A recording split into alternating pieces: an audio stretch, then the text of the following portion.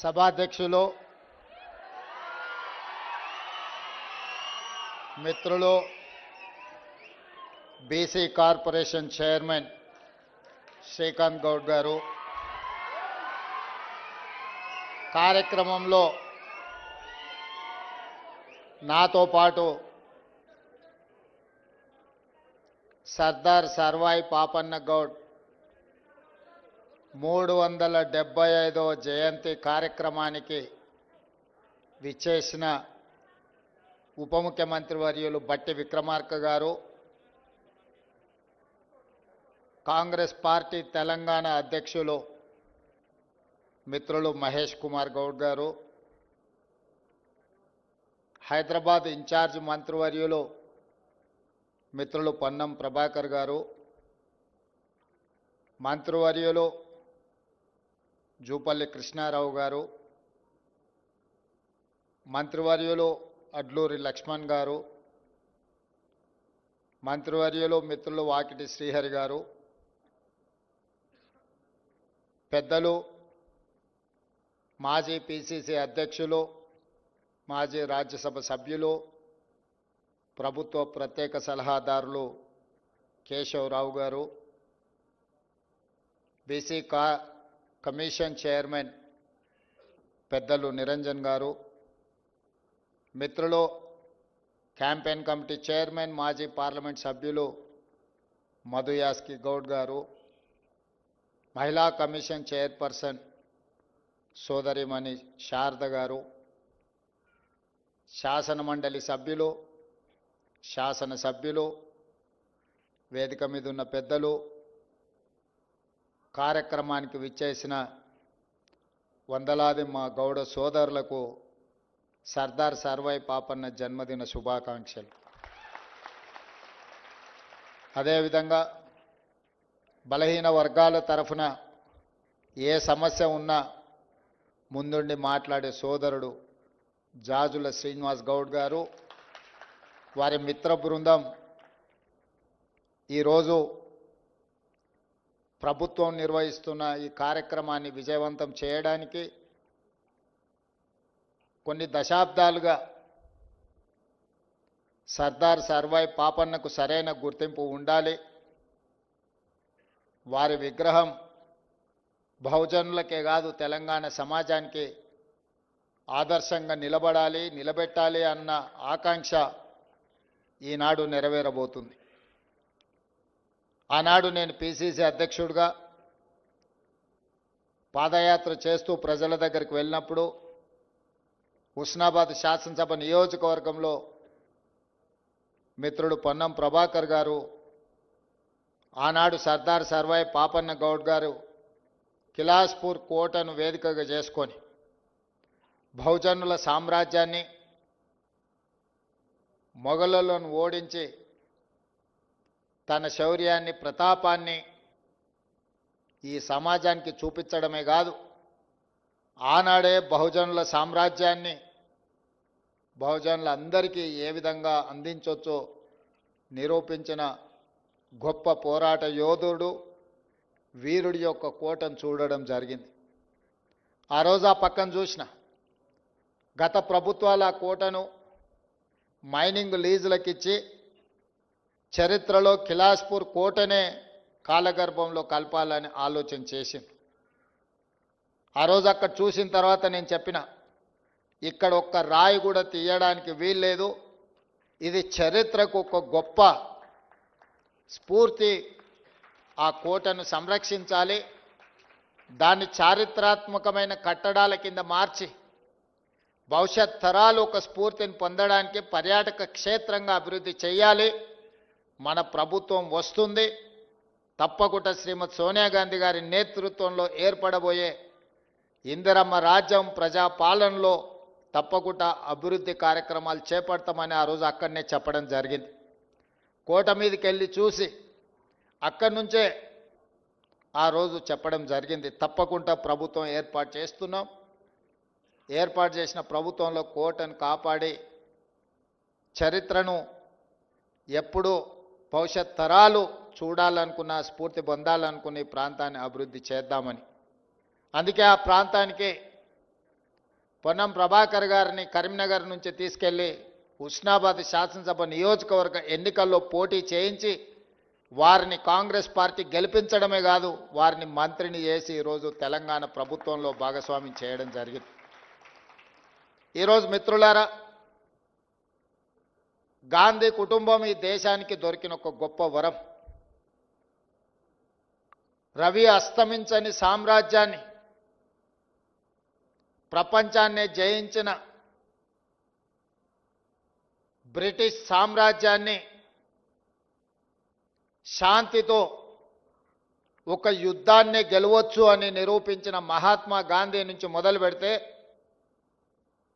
స్వతంత్ర దేశంలో దేశం కోసం ప్రాణాలు అర్పించిన శ్రీమతి ఇందిరాగాంధీ గారు, దేశ సమగ్రత కోసం ప్రాణాలు అర్పించిన శ్రీ రాజీవ్ గాంధీ గారు, ఈ దేశాన్ని అభివృద్ధి పదం వైపు నడిపించాలి, ప్రపంచ దేశాలలోనే ఒక బలమైన దేశంగా ఒక గొప్ప ఆర్థిక వ్యవస్థగా రాణించాలి అని ప్రధానమంత్రి పదవిని, రాష్ట్రపతి పదవిని త్యాగం చేసిన శ్రీమతి సోనియా గాంధీ గారిని కేంద్ర మంత్రిగా, ప్రధానమంత్రిగా అవకాశాలు వచ్చిన గొప్ప ఆర్థిక తత్వవేత్త మన్మోహన్ సింగ్ గారిని దేశ ప్రధానమంత్రిగా చేయడమే కాదు, ఒక రాజకీయ నీతిజ్ఞుడు ప్రణబ్ ముఖర్జీ గారిని దేశానికి రాష్ట్రపతిగా శ్రీమతి సోనియా గాంధీ, శ్రీ రాహుల్ గాంధీ గారు అవకాశాన్ని కల్పించి ప్రపంచ ఆర్థిక వ్యవస్థలో మూడవ బలమైన ఆర్థిక వ్యవస్థగా భారతదేశం అవతరించడానికి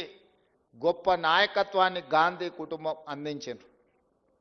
ఈరోజు మనం ప్రపంచంలో ఎక్కడికి వెళ్ళినా, ఏ దేశానికి పోయినా భారతదేశాన్ని ఎంతమంది గుర్తిస్తారో, భారతదేశాన్ని ఎంతమంది గౌరవిస్తారో ప్రతి ఒక్కరూ ఈరోజు గాంధీ వారసత్వాన్ని కూడా గౌరవించి గుర్తించి మనకు మర్యాదను అందిస్తున్నారు. అంటే ఈరోజు గాంధీ వారసత్వాన్ని పుణికిపుచ్చుకున్న మన ప్రభుత్వం ప్రపంచానికే ఆదర్శం అని చెప్పి నేను ఈరోజు చెప్పదలుచుకున్నా.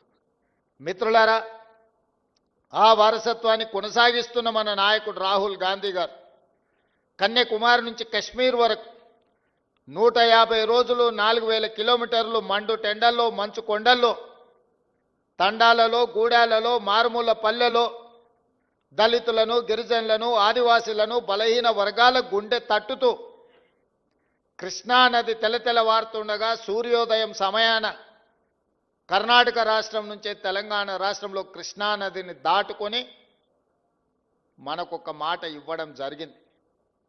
ఈ రాష్ట్రంలో కాంగ్రెస్ ప్రభుత్వాన్ని ఏర్పాటు చేయండి, తప్పకుండా 100 సంవత్సరాల నుంచి వాయిదా పడుతున్న కులగణను పూర్తి చేసి బలహీన వర్గాలకు 42% రిజర్వేషన్ ఇచ్చే బాధ్యత నాది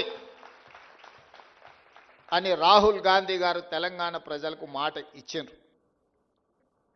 గాంధీ కుటుంబం మాట ఇస్తే అది శిలా శాసనమే, చరిత్రలో సువర్ణ అక్షరాలతో లిఖించదగిన మాట. 2004లో కరీంనగర్ గడ్డ మీద నుంచి శ్రీమతి సోనియా గాంధీ గారు తెలంగాణ రాష్ట్రం ఇస్తాను అన్న మాట ఇస్తే ఎన్ని ఒడిదుడుకులు ఎదురైనా, ఆంధ్రప్రదేశ్లో పార్టీ కనుమరుగైన, తెలంగాణలో పార్టీకి చాలా ఇబ్బందికరమైన పరిస్థితులు వచ్చినా, కేంద్రంలో అధికారం కోల్పోయినా ఇచ్చిన మాట నిలబెట్టుకున్న ధీర వనిత శ్రీమతి సోనియా గాంధీ గారు తెలంగాణ రాష్ట్రాన్ని ఇచ్చిండ్రు. మరి వారి వారసత్వంతో వచ్చిన రాహుల్ గాంధీ గారు 100 సంవత్సరాల నుంచి 1931 నుంచి దేశంలో కులగణన కోసం ఎదురు చూస్తున్న బలహీన వర్గాలకు మాట ఇచ్చినప్పుడు వారు ఈ ప్రజలకు ఇచ్చిన మాటను నిలబెట్టడానికి నేను, మా మిత్రుడు బట్టి విక్రమార్క గారు 100% చిత్తశుద్ధితోని పకడ్బందీగా ప్రణాళిక రచించి ఈ దేశంలో ఏ రాష్ట్రం చేయని ప్రయోగాన్ని, పనిని, జనాభాను మొత్తం లెక్కించడమే కాదు, జనాభాలో ఉన్న అన్ని కులాల యొక్క వివరాలను సంపూర్ణంగా సేకరించడం జరిగింది. ఈరోజు అందుకే ధైర్యంగా ఈ దేశంలో ఉండే అన్ని రాజకీయ పక్షాలు సూటిగా శాసనసభ వేదికగా మేము సవాలు విసిరినాం. మేం కట్టిన లెక్కలో ఒక్కటైనా తప్పుంటే చూపించండి, మేము ఖచ్చితంగా చేసిన తప్పుకు క్షమాపణ చెబుతాము. కానీ మేము చేసింది 100% కరెక్టు. మీ రాజకీయ ప్రయోజనానికి ఈ కులగణనను తప్పు పట్టకండి. ఒకవేళ మేము చేసిన కులగణనను తప్పు పడితే మా లెక్కలను మీరు వక్రీకరిస్తే మళ్ళీ రాబోయే 100 సంవత్సరాల వరకు ఈ బహుజనులకు న్యాయం జరగదు, సామాజిక న్యాయం రాదు అని చెప్పి బలంగా బల్లగుద్ది వాదించి ఆనాడు సంఘాలను పిలిచి మేము మాట్లాడినాం. మేము చేపట్టిన విధానాన్ని, మేము సేకరించిన సమాచారాన్ని మొత్తం సంఘాలకు ఇచ్చినాం. మిత్రుడు జాజుల శ్రీనివాస్కు ఆయన ఎంబడొచ్చిన సంఘాలందరికీ నేను చెప్పిన, ఇందులో ఎక్కడ తప్పుందో చూపించండి. ఈ తెలంగాణ రాష్ట్రంలో ఉన్న అన్ని కుటుంబాలను, ముఖ్యంగా వాళ్ళ ఇండ్లకు ఇంటికి నెంబర్ వేసి ప్రతి 150 ఇండ్లను ఒక విభాగంగా విభజించి ప్రతి 150 ఇండ్లకు ఒక ఎన్యూమరేటర్ని పెట్టి ఒక బ్లాక్గా డిసైడ్ చేసి దాదాపుగా 95,000 బ్లాకులను 95,000 ఎన్యూమరేటర్లను నియమించి 60 రోజుల్లో ఈ 150 ఇండ్లకు వెళ్ళాలి. ఆ వివరాల సేకరణ కూడా చదువుకున్న వాళ్ళు, లేకపోతే చదువు పట్లనో వివరాల పట్లనో అవగాహన లేకపోతే నష్టం జరుగుద్దని టీచర్లను, ప్రభుత్వ ఉద్యోగస్తులను, సంఘాలన్నిటిని పిలిచి మా ఉప ముఖ్యమంత్రి గారు చర్చించి సుప్రీంకోర్టు టీచర్లను ఇట్లాంటి వివరాలు సేకరించడానికి నిషేధం ఇచ్చినా ఆ కోర్టు ఆదేశాలను పరిగణలోకి తీసుకొని మధ్యాహ్నం వరకు స్కూల్లో మీరు పాఠాలు చెప్పండి, మధ్యాహ్నం నుంచి ఇల్లు తిరిగి వివరాలు సేకరించండి. ఒకసారి మీరు వెళ్ళినప్పుడు ఆ కుటుంబ పెద్దలు ఎక్కడైనా శుభకార్యంతోనో లేకపోతే ఇతర కార్యక్రమాలతోని పట్టణ ప్రాంతాలకు, ఇతర ప్రాంతాలకు పోతే వదలకండి, ఒక్కటికి 10 సార్లు వెళ్ళండి అని చెప్పి 60 రోజుల సమయం ఇచ్చి ఒక్క ఎన్యూమరేటర్కు 60 రోజులు 150 ఇండ్ల నుంచి మాత్రమే వివరాలను సేకరించండి. వాళ్ళు ఇచ్చిన సెల్ఫ్ డిక్లేర్డ్ సమాచారాన్ని సేకరించండి, ఇంటి యజమాని సంతకం తీసుకోండి, ఆ తర్వాత ఎన్యూమరేటర్ సంతకం పెట్టండి. అదేవిధంగా ప్రతి 10 మంది ఎన్యూమరేటర్లకు ఒక సూపర్వైజర్ను నియమించినాం. ఈ సూపర్వైజర్ ఆ 10 మంది సరిగ్గా పనిచేస్తున్నారా లేదా, వాళ్ళు సేకరించిన సమాచారం సరైనదా కాదా అని సూపర్వైజర్ కూడా దాన్ని ఎండార్జ్ చేసుకుంటూ సంతకం పెట్టేటట్టు. ఇంటి యజమాని సంతకం, ఎన్యూమరేటర్ సంతకం, సూపర్వైజర్ సంతకం పెట్టిన తర్వాత జిల్లా అధికారులకు ఇచ్చి జిల్లా అధికారుల నేతృత్వంలో జిల్లా కలెక్టర్ పరిధిలో కంప్యూటర్ ఆపరేటర్లను, డేటా ఎంట్రీ ఆపరేటర్లను 70,000 మందిని పెట్టి ఈ సమాచారాన్ని కంప్యూటర్లో కూడా నిక్షిప్తం చేసిన. ప్రతి అప్లికేషన్ 8 పేజీలు, 56 ప్రశ్నలు, ఆ ఇంటి పూర్తి సంపూర్ణమైన సమాచారాన్ని వాళ్ళ చదువుల నుంచి సంక్షేమ పథకాల వరకు, వాళ్ళ కుటుంబంలో వార్డు మెంబర్ నుంచి పార్లమెంటు వరకు ఏదైనా రాజకీయ అవకాశం వచ్చిందాతో సహా వివరాలను సేకరించడం జరిగింది. ఇంత క్షుణ్ణంగా, ఇంత లోతుగా ఈ దేశంలో ఏ రాష్ట్ర ప్రభుత్వం కానీ కేంద్ర ప్రభుత్వం కానీ సమాచారాన్ని సేకరించలేదు. నేను గర్వంగా చెప్పదలుచుకున్న తెలంగాణ రాష్ట్ర ప్రభుత్వం క్షుణ్ణంగా ప్రతి అంశాన్ని పరిగణలోకి తీసుకొని సమాచారాన్ని సేకరించి దాన్ని కంప్యూటర్లో నిక్షిప్తం చేసి ఈరోజు తెలంగాణ రాష్ట్ర జనాభా లెక్కలు తేల్చడం జరిగింది. 56.33% బలహీన వర్గాలు ఉన్నారు. అదేవిధంగా ఎస్సీ, ఎస్టీ, ఉన్నత వర్గాలకు సంబంధించిన ప్రతి సమాచారాన్ని ఈరోజు సేకరించడం జరిగింది. మిత్రులారా, ఆ లెక్కన ప్రాతిపదికన క్యాబినెట్లో తీర్మానం చేయడమే కాదు, శాసనసభలో చర్చ పెట్టి విద్యా ఉద్యోగ అవకాశాలలో 42% రిజర్వేషన్లు ఒక బిల్లు, స్థానిక సంస్థల్లో 42% ఇంకొక బిల్లు ఆమోదింపజేసి గవర్నర్ గారికి పంపిస్తే గవర్నర్ గారు అవి రాష్ట్రపతి గారికి పంపించారు రాష్ట్రపతి ఆమోదం కోసం. 5 నెలలుగా వస్తుంది, అవి అక్కడనే ఉన్నాయి. 42% బలహీన వర్గాలకు రిజర్వేషన్లు అమలు చేయాలంటే ఎస్సీ, ఎస్టీ ఇవన్నీ కలిపితే దాదాపుగా 70% వరకు రిజర్వేషన్లు పెరిగే అవకాశం ఉన్నది. చంద్రశేఖరరావు గారు 2018లో పంచాయతీరాజ్ యాక్ట్ను తీసుకొచ్చింది.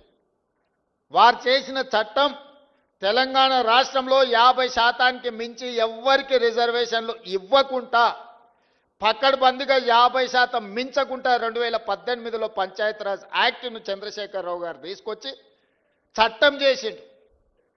ఇవాళ చట్టమే మనకు అడ్డంకిగా మారింది. స్థానిక సంస్థల్లో కానీ ఈరోజు స్థానిక సంస్థల్లో రిజర్వేషన్లు ఇవ్వాలి అని అంటే, నోటిఫికేషన్ ఇవ్వాలి అంటే 2018లో ఆనాటి ప్రభుత్వం చేసిన పంచాయతీరాజ్ యాక్ట్ ఈరోజు అడ్డంకిగా మారింది. దాన్ని కూడా తక్షణమే కోర్టు ఆదేశాలు ఇచ్చింది, సెప్టెంబర్ 30 లోపల మీరు స్థానిక సంస్థల ఎన్నికలను నిర్వహించండి అని. మరి అత్యవసరంగా ఎన్నికలను నిర్వహించాలంటే ఈ చట్టం అడ్డంకిగా మారిందని, శాసనసభకు సమయం ఉందని మంత్రివర్గ సమావేశాన్ని ఏర్పాటు చేసి ఆర్డినెన్స్ తీసుకొచ్చి ఆ 50% అడ్డంకిని తొలగించండి అని ఆర్డినెన్స్ పాస్ చేసినాం. ఆ ఆర్డినెన్స్ కూడా గవర్నర్ గారి దగ్గరికి వెళ్ళింది. గవర్నర్ గారు అది కూడా ఆమోదించకుండా రాష్ట్రపతి గారికి పంపించారు. ఇవాళ విద్యా ఉద్యోగ అవకాశాలలో 42% రిజర్వేషన్, స్థానిక సంస్థల్లో 42% రిజర్వేషన్ బలహీన వర్గాలకు ఇచ్చే బిల్లులు రాష్ట్రపతి గారి దగ్గరనే ఉన్నాయి. చంద్రశేఖరరావు గారు తెచ్చిన చట్టం ఈరోజు 50% లోపలనే రిజర్వేషన్లు ఉండాలని ఏదైతే చేసిండో దాన్ని తొలగించడానికి చేసిన ఆర్డినెన్స్ కూడా ఈరోజు కేంద్ర ప్రభుత్వం దగ్గర, రాష్ట్రపతి గారి దగ్గర చిక్కుకున్నాయి. ఇవాళ మేము వాటి గురించి మాట్లాడి, వాటి గురించి చర్చించి, ఇక వీళ్ళు వినడం లేదు, వీళ్ళతోని కొట్లాడాల్సిందే అని ఢిల్లీ జంతర్ మంతర్ దగ్గర పెద్ద ఎత్తున ధర్నా చేసినాం. మొత్తం మంత్రివర్గము, పార్లమెంట్ సభ్యులు, శాసనమండలి సభ్యులు, శాసనసభ్యులు, సంఘాల నాయకులందరూ కూడా అక్కడికి వచ్చి వేలాది మంది రోజు మొత్తం ధర్నా చేస్తే, దేశంలో వివిధ రాష్ట్రాలకు సంబంధించిన 100 మంది పార్లమెంట్ సభ్యులు, ముఖ్యంగా తమిళనాడు నుంచి, మహారాష్ట్ర నుంచి, బీహార్ నుంచి, ఉత్తరప్రదేశ్ నుంచి వివిధ రాష్ట్రాలకు సంబంధించిన పార్లమెంట్ సభ్యులు అందరూ కూడా మేము అండగా నిలబడతాం, మీ న్యాయమైన కోరిక సాధించడానికి మేము సహకరిస్తామని వాళ్ళందరూ కూడా అక్కడికి వచ్చి మనకు మద్దతు పలకడం జరిగింది. అయినా బీఆర్ఎస్ వాళ్ళు అక్కడికి రాలేదు, బీజేపీ వాళ్ళు అక్కడికి రాలేదు. నేను ఒకటే అడుగుతున్నది, కాంగ్రెస్ ధర్నా కాదు, కాంగ్రెస్కు లాభం చేకూర్చేది కాదు. బలహీన వర్గాలకు సంబంధించి బహుజనుల కోసం రిజర్వేషన్లను పెంచుదామని దేశంలో ఉండే అన్ని పక్షాలు అక్కడికి వచ్చి మద్దతు ఇచ్చినాయి. మరి బీజేపీ, బీఆర్ఎస్ అక్కడికి రాలేదు, మద్దతు పలకలేదు అని అంటే మీరందరూ ఆలోచన చెయ్యండి అని చెప్పి మీకు విజ్ఞప్తి చేస్తున్నా. నేను ఆరోపణలు చేయదలుచుకోలే, నేను విమర్శించదలుచుకోలే, కానీ సమస్యను పరిష్కరించే శక్తి వాళ్ళ దగ్గరనే ఉంది. ఈరోజు అడ్డుపడుతున్నది కిషన్ రెడ్డి గారు, మోడీ గారు కాదా? ఈరోజు రాష్ట్రపతి దగ్గర చిక్కుకున్న విద్యా ఉద్యోగ అవకాశాలలో 42% రిజర్వేషన్, స్థానిక సంస్థల్లో ఇవ్వాల్సిన 42% రిజర్వేషన్, చంద్రశేఖరరావు గారు తెచ్చిన 50% పరిమితిలోనే రిజర్వేషన్లు ఉండాలని తెచ్చిన ఆర్డినెన్స్ తొలగాలి అని అంటే కిషన్ రెడ్డి, మోడీ గారు రాష్ట్రపతి గారికి చెప్పాలి. అడ్డం పడే మీరు తొండి వాదన, మొండి వాదన చేస్తున్నారు. ఇందులో మీరు బీసీ రిజర్వేషన్లలో ముస్లింలను కలిపినరని, చదువుకున్న వాళ్ళు, కేంద్ర మంత్రులుగా పనిచేస్తున్న వాళ్ళు, ఈ దేశంలో రాజ్యాంగంలోనే ప్రొవిజన్ లేదు, మత ప్రాతిపదికన రిజర్వేషన్లకు తావు లేదు. మత ప్రాతిపదికన ఏ రిజర్వేషన్ ఉన్నా 2 నిమిషాలలో సుప్రీంకోర్టు కొట్టేస్తుంది. మేము పంపించిన బిల్లుల్లో కానీ, మేము పంపించిన ఆర్డినెన్స్లో కానీ ఎక్కడైనా మత ప్రాతిపదికన 1% 0.1% రిజర్వేషన్ అయినా ఉందా మీరు చూపించండి అని చెప్పి బీజేపీ, బీఆర్ఎస్ నాయకులను నేను అడుగుతున్నా. ఎందుకు అబద్ధాలతోని బలహీన వర్గాలను అడ్డుకుంటున్నారు, బహుజనులకు అన్యాయం చేస్తున్నారని నేను ఈ వేదిక మీద నుంచి అడగదలుచుకున్నా. చట్టంలో ఎక్కడా లేదు. నిజంగానే ఒకవేళ ముస్లిం రిజర్వేషన్లను తీయాలన్న ఆలోచన మీకు ఉంటే, మీ సిద్ధాంతమే అదైతే, నాగ్పూర్లో ఆర్ఎస్ఎస్ కేంద్ర కార్యాలయం ఉంటుంది. 1970 నుంచి దాదాపుగా 20-25 ముస్లింలో ఉన్న ముస్లిం మతాన్ని పాటించే సామాజిక వర్గాలకు బీసీ రిజర్వేషన్ మహారాష్ట్రలో ఉంది. మీరు తొలగించగలరా? గుజరాత్, నరేంద్ర మోడీ గారు పుట్టి పెరిగిన గుజరాత్ రాష్ట్రంలో ఈరోజు ముస్లిమ్స్కి బీసీ రిజర్వేషన్లు వస్తున్నాయి. నరేంద్ర మోడీ గారు గుజరాత్లో తొలగించగలరా? ఈరోజు ఉత్తరప్రదేశ్లో బీసీ రిజర్వేషన్లలో ముస్లింలకు సంబంధించిన రిజర్వేషన్లు ఉన్నాయి. ఉత్తరప్రదేశ్ నుంచి ప్రధానమంత్రిగా ఉన్న నరేంద్ర మోడీ గారు మీరు ఉత్తరప్రదేశ్లో తొలగించగలరా? దూదేకుల కానీ నూరు భాష కానీ ఇతర ముస్లిం వెనుకబడిన వర్గాలు మొదటి నుంచి బీసీలలో రిజర్వేషన్లు ఉన్నాయి. మన దగ్గర కూడా దూదేకులకు రిజర్వేషన్ ఉంది, నూరు భాష ఉంది. అదేవిధంగా బార్బర్ కమ్యూనిటీ కటింగ్ చేసే వాళ్ళు ముస్లింలలో ఉన్నారు, కుల వృత్తులు బట్టలు ఉతికే వాళ్ళు ఉన్నారు, దూది నేసే వాళ్ళు ఉన్నారు. వీళ్ళందరికీ కూడా బలహీన వర్గాల కింద రిజర్వేషన్లు ఉన్నాయి. 50-60 సంవత్సరాల నుంచి వాళ్ళకి రిజర్వేషన్లు ఉన్నాయి. ఇవాళ కొత్తగా ఎవరు ఇచ్చింది లేదు. ఈ ముసుగు దొడుక్కొని ముస్లిం ముసుగు దొడుక్కొని బహుజనులకు అన్యాయం చేయాలి, బహుజనులకు రిజర్వేషన్లు ఇవ్వొద్దు అని కొన్ని రాజకీయ పక్షాలు అడ్డుకుంటున్నాయి. ఇవాళ నిజంగానే తెలంగాణ రాష్ట్రంలో మేము ఇస్తే మేము చేసిన చట్టంలో ఎక్కడైనా ఉంటే చూపించండి. అబద్ధాల ప్రాతిపదికన దెబ్బతీయాలి మా ఆలోచనని, రాహుల్ గాంధీ గారి విధానాన్ని. రాహుల్ గాంధీ గారి మీద కోపం ఉంటే వారి మీద ప్రదర్శించండి. చాలా కేసులు పెట్టారు, ఇంకా 4 కేసులు పెట్టండి. కానీ ఆయన నమ్మిన సిద్ధాంతాన్ని దెబ్బతీయడానికి ప్రయత్నం చేయొద్దు అని చెప్పి కేంద్ర ప్రభుత్వానికి నేను విజ్ఞప్తి చేస్తున్నా. ఆయన సంపూర్ణంగా విశ్వసిస్తున్నాడు. ఈ సమాజంలో సమూలమైన మార్పు రావాలంటే బహుజనులు నిలదొక్కోవాలి, బహుజనులు ఆర్థికంగా విద్య ఉద్యోగాలలో ఎదగాలి అనేది రాహుల్ గాంధీ గారి విధానం. ఆ విధానాన్ని అమలు చేయడమే నా బాధ్యత, మా ఉప ముఖ్యమంత్రి బట్టి విక్రమార్క గారి బాధ్యత. రాహుల్ గాంధీ గారు ఏ సూచన చేసినరో 100% అమలు చేయడం మా బాధ్యత. ఇవాళ క్రమంలో వస్తాయి సమస్యలు, మాకు తెలుసు. ఆ సమస్యల్ని పరిష్కరించుకుంటూ ముందుకు వెళ్తాం.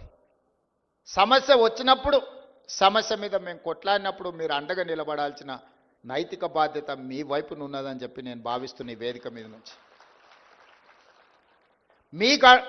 మీకోసమే నిలబడి కొట్లాడినప్పుడు నైతికంగా మీ మద్దతు మాకుంటే మాకింకా ధైర్యం వస్తుంది, దాన్ని అమలు వేగంగా చేయగలము. మీ అందరూ అండగా నిలబడాలి. చివరగా ఇంతకుముందు మిత్రులు పొన్నం ప్రభాకర్ గారు చెప్పారు, ఉస్మానియా యూనివర్సిటీ వైస్ ఛాన్సలర్ వస్తే నేను చెప్పిన, ఇప్పుడు గ్రామాలలో ప్రభుత్వం దగ్గర భూములు లేవు. అసైన్మెంట్ పట్టాల పేరు మీద ఎస్సీలకో ఎస్టీలకో బీసీలకో ఇవ్వడానికి ప్రభుత్వం దగ్గర ఆర్థిక వెసులుబాటు లేదు. కావలసినంతగా కార్పొరేషన్ల నుంచి మీకు సహాయం చేయడానికి ప్రభుత్వానికి ఉన్న చిత్తశుద్ధి ఒక్కటే, మీరు బాగుపడాలి, మీ తలరాతలు మారాలి అనంటే చదువు ఒక్కటే పరిష్కారం. అందుకే young India integrated residential schools SC ST BC minority పిల్లల్ని ప్రతి నియోజకవర్గంలో 200 కోట్ల రూపాయలతో ఈరోజు డైట్ ఛార్జెస్ కానీ కాస్మెటిక్ ఛార్జెస్ కానీ పెంచి, విద్య ఒక్కటే మీ జీవితంలో మార్పు తీసుకొస్తుంది, మీ తలరాతలు మారుస్తుంది. ఇబ్రహీంపట్నం దగ్గర ఉండే మధు యాస్కి గారు ఈరోజు అమెరికాకి వెళ్ళి ఒక గొప్ప న్యాయ కోవిదుడు కాగలిగిండు అంటే చదువుకోవడం వల్ల కాగలిగిండు. బట్టి విక్రమార్క గారు ఉప ముఖ్యమంత్రి అయిందంటే చదువుకోవడంతోనే అయిండు. పెద్దలు కేశవరావు గారు మాకందరికీ ఆదర్శప్రాయుడు అయిందంటే చదువుకోవడం వల్ల అయ్యిండు. ఈరోజు పొన్నం ప్రభాకర్ మంత్రి అయిందంటే చదువుకోవడం వల్ల అయ్యిండు.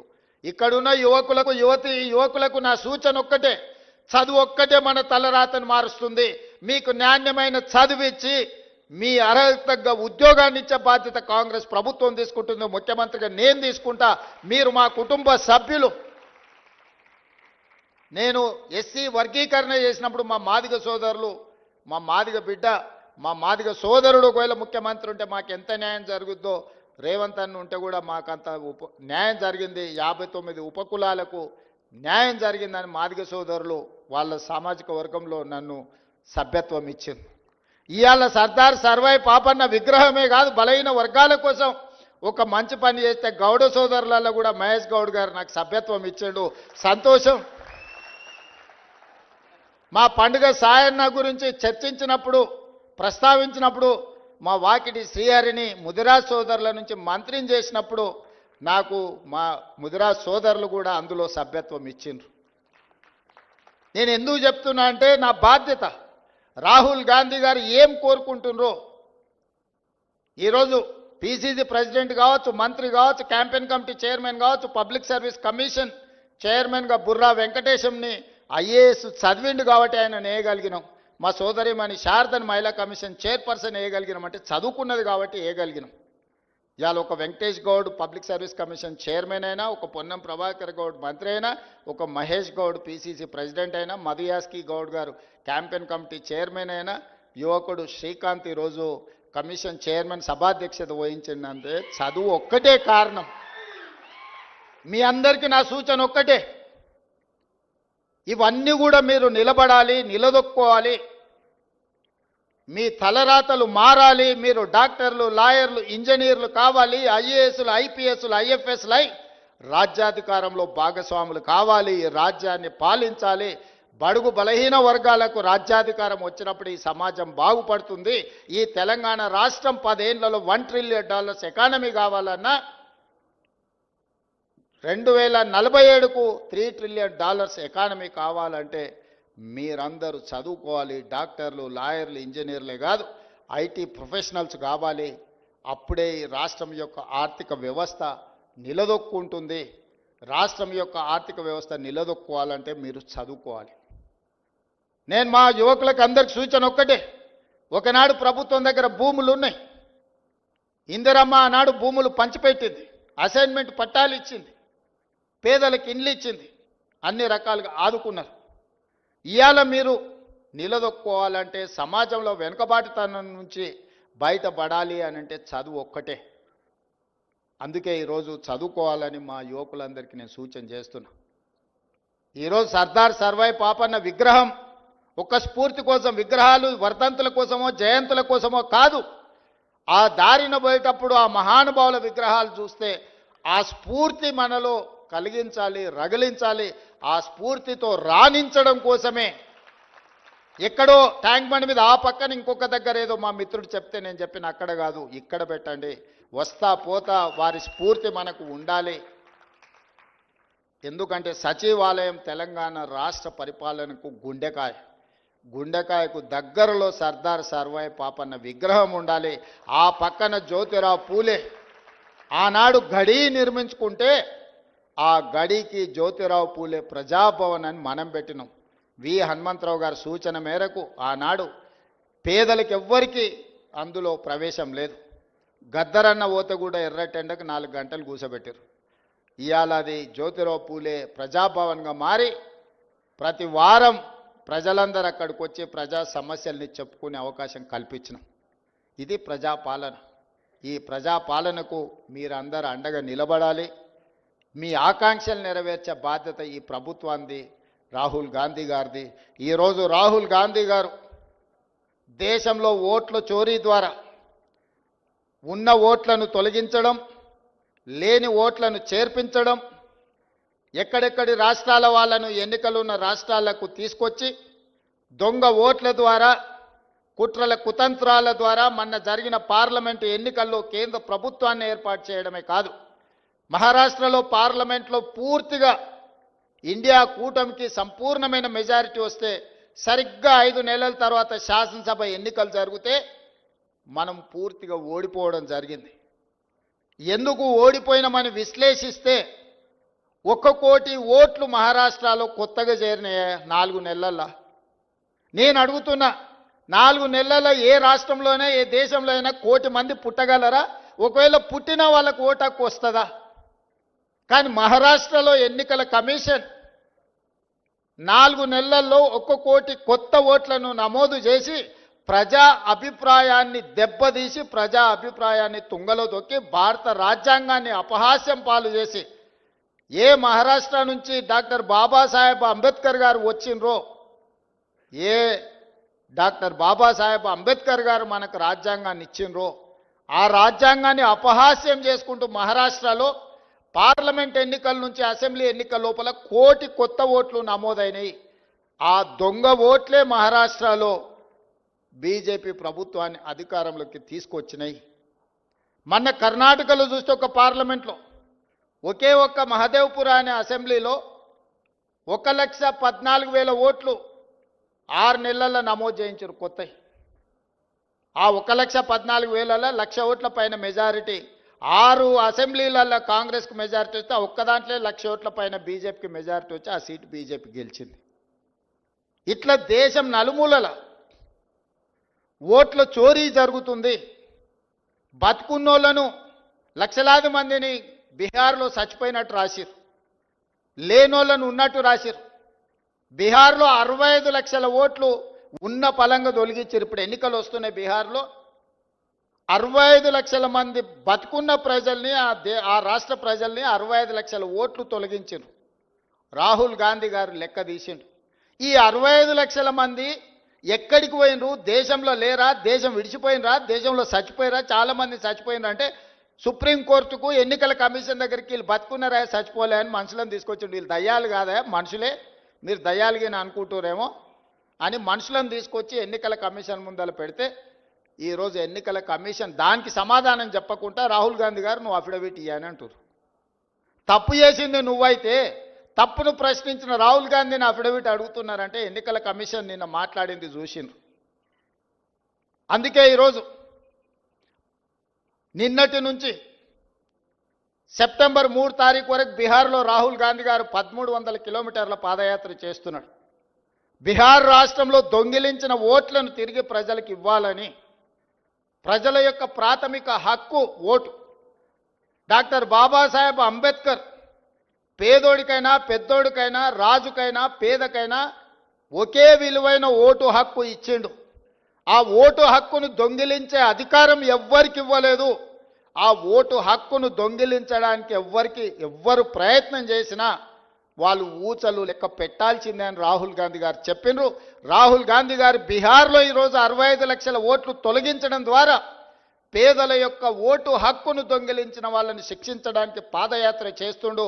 తొందరలోనే నేను మా పిసిసి అధ్యక్షుడు డిప్యూటీ సీఎం గారు అక్కడికి వెళ్ళి వారికి మద్దతు పలుకుతాం. మీరందరూ కూడా వారిని ఆశీర్వదించాలి. దేశంలో పేదోడి ఓటు హక్కును దొంగిలించే అధికారం ఎవరికీ లేదు. అలాంటి దొంగల భరతం పట్టాలి, దానికి మీరు అండగా నిలబడాలి. ఈరోజు అక్కడనే కాదు, రేపు ఇక్కడ కూడా ఇట్లాంటి దొంగ పనులు చెయ్యడానికి అన్ని పన్నాగాలు జరుగుతున్నాయి. మీరందరూ అప్రమత్తంగా ఉండాలి. మీరు వెళ్ళిన తర్వాత గ్రామాలలో మీరు మీ కుటుంబ సభ్యుల ఓట్లు ఉన్నాయా లేవా ఒకసారి పరిశీలించుకోండి. ఖచ్చితంగా వాళ్ళకి వ్యతిరేకంగా ఓటేస్తారంటే ఓట్లు తొలగిస్తారు. పక్క రాష్ట్రాల నుంచి జనాలను తీసుకొచ్చి దొంగ ఓట్లు నమోదు చేస్తారు. ఈ రకంగా ప్రజాస్వామ్యాన్నే పరిహసింపజేసే విధంగా ఈరోజు పాలకులు వ్యవహరిస్తున్నారు. అలాంటి వాళ్లకు గుణపాఠం చెప్పడానికి ఈరోజు బీహార్లో పాదయాత్ర చేస్తున్న రాహుల్ గాంధీ గారికి తెలంగాణ రాష్ట్రం తరఫున బహుజనుల కోసం పోరాటం చేసిన సర్దార్ సర్వాయి పాపన్న గౌడ్ సాక్షిగా మనందరం రాహుల్ గాంధీ గారికి అండగా నిలబడదాం. పేదల ఓటు హక్కును కాపాడదాం. పేదలు తీర్పియని వాళ్ళకి ఏ ప్రభుత్వం కావాలనో ఎవరిని ఎన్నుకున్నా పర్వాలేదు, కానీ కొద్ది మంది కుట్రలతో ప్రజా తీర్పునే వక్రీకరించే విధంగా ఏదైతే ప్రయత్నం చేస్తుందో దాన్ని తిప్పి కొట్టాలి. మీరందరూ పెద్ద ఎత్తున చప్పట్లతో బలహీన వర్గాలకు న్యాయం చేయాలనుకున్న రాహుల్ గాంధీ గారికి మీరు అండగా నిలబడాల్సిందిగా, ఆశీర్వదించాల్సిందిగా కోరుకుంటూ మీ అందరి దగ్గర సెలవు తీసుకుంటున్న ధన్యవాదాలు మిత్రులారా.